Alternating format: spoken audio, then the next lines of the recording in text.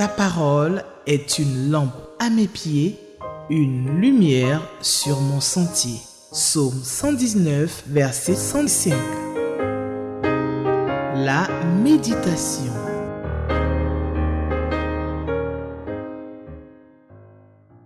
Frère bien-aimé, bonjour.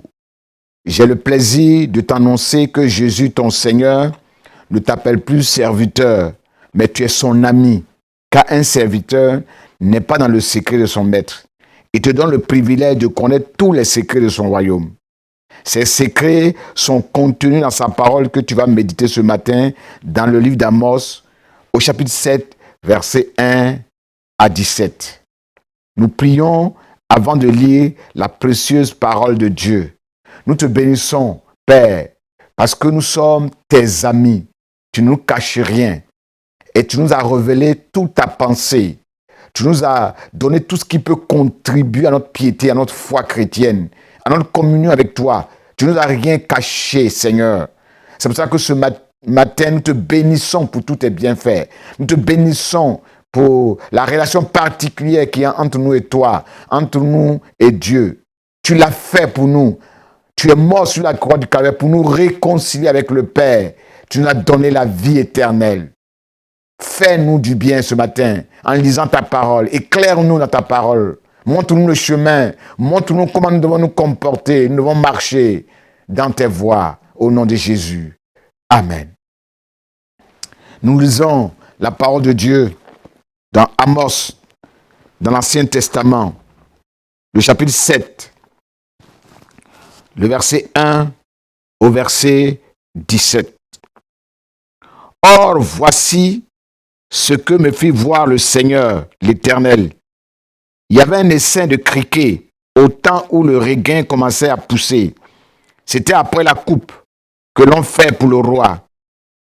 Quand les criquets eurent fini de dévorer l'herbe des champs, je dis, « Ô Seigneur, Éternel, pardonne-nous de grâce. Sinon, comment Jacob pourra-t-il subsister, lui qui est si petit ?»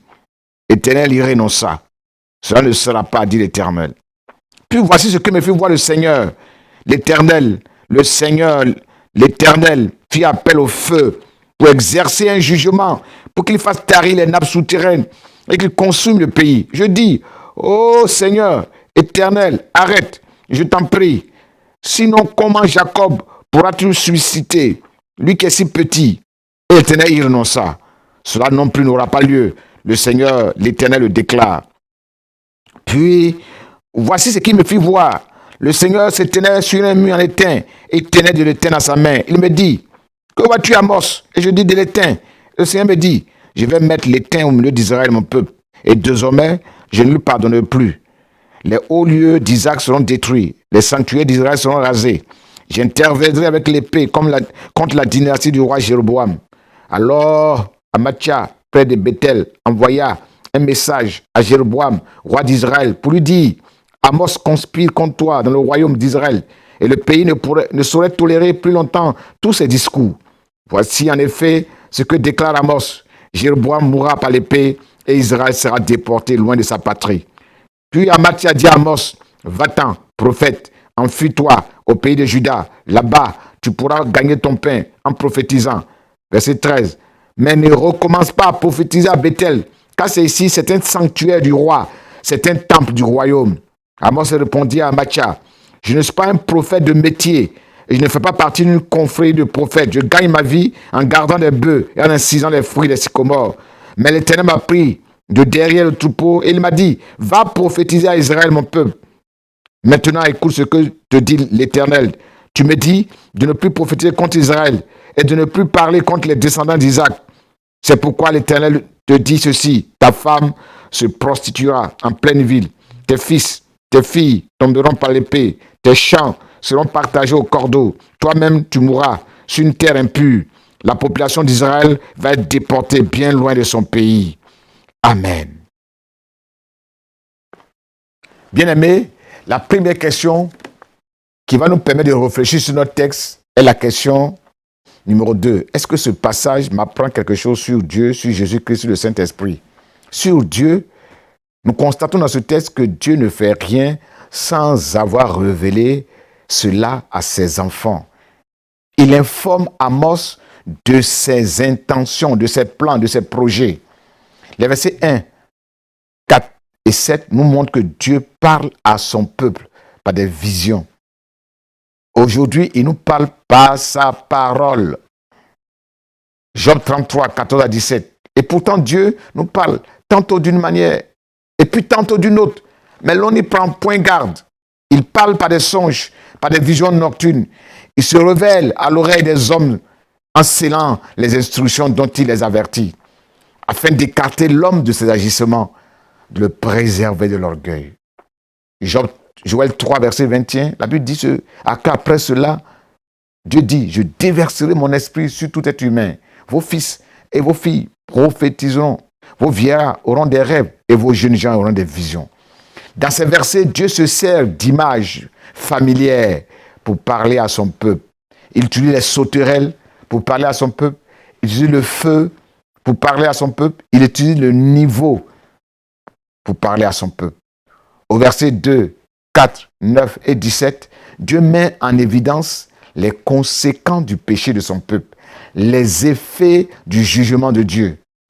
Les herbes des champs sont dévorées. Les nappes souterraines sont taries. Les hauts lieux et les sanctuaires où le peuple adorait les idoles sont détruits, rasés. La population d'Israël est déportée loin d'Israël. Les subsistants du roi, sa nourriture, et la subsistance aussi du peuple est consumée. Versets 3 à 6. Le Dieu qui renonce à son jugement, à ses sanctions, quand ses enfants prient, quand ses enfants le supplient, quand ses enfants se repentent, Dieu décide que cela n'arrivera pas, car il a promis dans 2 Chroniques chapitre 7, verset 14. Il a dit que dès que son peuple, qui appelé de son nom, s'humilie et prie, cherche sa face, s'il se détourne de sa mauvaise conduite, lui, il va l'écouter des cieux. Il va lui pardonner ses péchés, il va le guérir, il va guérir son pays. Au verset 15, Dieu est souverain. Il peut choisir qui il veut pour son service, en dehors de l'ordre établi. Amos n'était prophète ni de vocation, ni de naissance, mais Dieu l'a choisi quand même. Dieu peut passer par un simple berger pour prononcer ses oracles. 1 Corinthiens 1, verset 27.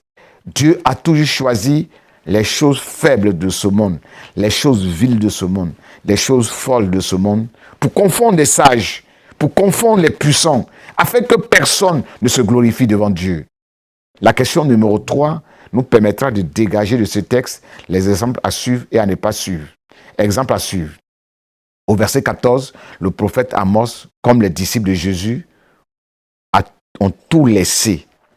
Ils ont laissé leur gagne-pain, ils ont abandonné leur gagne-pain pour suivre Dieu, pour faire son œuvre. Au verset 2, Amos est un grand intercesseur devant l'Éternel, de la trempe de Moïse, de la trempe de Néhémie, de la trempe de Daniel, de la trempe d'Abraham. Ils se tiennent à la brèche en faveur de leur peuple. Il a fait une prière de supplication, de repentance, pour implorer la grâce de Dieu, pour implorer le pardon de Dieu. Il joue ainsi pleinement son rôle de prophète, animé d'un esprit de sacrifice pour son peuple. Versets 14 et 17, Amos est un prophète courageux. Il est animé d'un esprit de sacrifice. Il ne se laisse pas effrayer. Il ne se laisse pas perturber par les menaces et les propositions indécentes du prêtre Amatcha. Oui, il n'a pas peur de critiquer le roi et ses conseillers. Il n'a pas peur de dénoncer leurs péchés, leurs vices. C'est un homme de devoir. Le prophète Amatcha, le faux prophète Amatcha, dit, va au pays de Juda. Tu pourras y gagner ton pain en prophétisant. Amos refuse d'emprunter ce chemin de facilité, d'être un faux prophète qui se sert de la parole de Dieu, de son ministère pour s'enrichir. En parlant de ces faux prophètes comme Amatcha, la Bible dit dans Romains chapitre 16, verset 18, que de tels hommes, ils ne servent pas le Christ, ils ne servent pas Dieu, mais ils servent leur ventre, avec de belles paroles, des discours flatteurs, mielleux. Ils séduisent ceux qui ne discernent pas le mal. Amos est un homme fidèle, constant. Il ne dévie pas de sa mission. Malgré les ruses perfides, les propos menaçants et humiliants du prêtre Amatcha, il délivre son message entièrement, sans peur, sans crainte, Ta femme se prostituera. Tes fils et tes filles tomberont par l'épée. Ton champ sera partagé. Tu mourras sur une terre impure. Israël sera exilé dans un autre pays.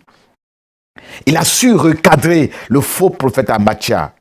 Amos est un prophète humble, obéissant, docile, fidèle à la gloire de Dieu. Il sait qui il est. Il sait d'où il vient. Il sait qu'il est un berger. Il sait qu'il est un cultivateur. Il n'a pas honte de son état, de ses origines. Il sait ce que Dieu a fait dans sa vie. Il connaît sa relation avec Dieu et la mission que Dieu lui a confiée. Il dit, moi, je ne suis pas un prophète de métier. Mais Dieu m'a dit, va prophétiser. Et je me suis levé, j'ai fait sa volonté. Il connaît sa position et son statut devant Dieu. Il peut parler ainsi avec autorité, avec zèle, avec conviction. Exemple à ne pas suivre dans ce texte, le comportement du prêtre Amatsia n'est pas à suivre. C'est un prêtre idolâtre. Il complote contre Amos, le prophète de Dieu. Il fait un faux rapport au roi. Il calomnie pour exister. C'est un faux conseiller auprès du roi et il donne de mauvais conseils au prophète Amos. Il dénigre le ministère du prophète Amos. Amatsia égare le peuple de Dieu en faisant de fausses prédictions.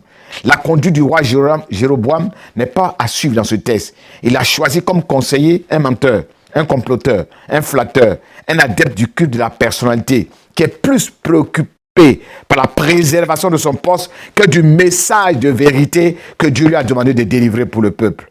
Le roi Jéroboam a institué ses propres lieux d'adoration et ses propres prêtres comme Amatsia. Au verset 12 et 16, le prêtre Amatsia s'est détourné de sa mission initiale, de son ministère. Au lieu d'avertir le peuple de Dieu, il se focalise sur sa haine contre Amos. Il dit, va-t'en, il faut fuir, il faut quitter ici. À présent, faisons ressortir ce que ce texte nous donne comme avertissement. Quand le peuple exagère, bien aimé, quand le peuple dépasse les limites, comme au temps de Noé, comme au temps de Lot, Dieu est à bout. Dieu frappe son peuple. Dieu exerce son jugement. Au verset 8, il dit, désormais, je ne pardonnerai plus parce que j'ai atteint le bout de ma patience. Au verset 10, Amos est traité de conspirateur, rejoignant ainsi son maître Jésus qui disait dans Jean chapitre 15, verset 2b, il dit, s'ils m'ont persécuté, ils vous persécuteront aussi. Les sacrificateurs l'avaient accusé devant Pilate. Nous avons trouvé cet homme pervertissant notre nation. Luc 23, verset 2. Et dans 2 Timothée 3, 12, l'apôtre Paul dit que ceux qui veulent vivre pieusement comme des saints, ceux qui veulent rester fidèles au Seigneur Jésus, seront forcément persécutés comme Amos. Et dans Jean, chapitre 15, verset 19 à 21, il dit, le monde a de la haine pour vous. Sachez qu'il m'a haï avant vous. Si vous faisiez partie du monde, il vous aimerait. Mais vous n'appartenez pas au monde. C'est pour cela qu'il vous haïsse. C'est pour cela qu'il vous déteste. C'est pour cela qu'il déteste vos messages de vérité. Jacques dit aussi que la prière du juste a une grâce, une grande efficacité. Quand nous prions, quand nous intercédons, ça agit, ça crée des guérisons, des transformations.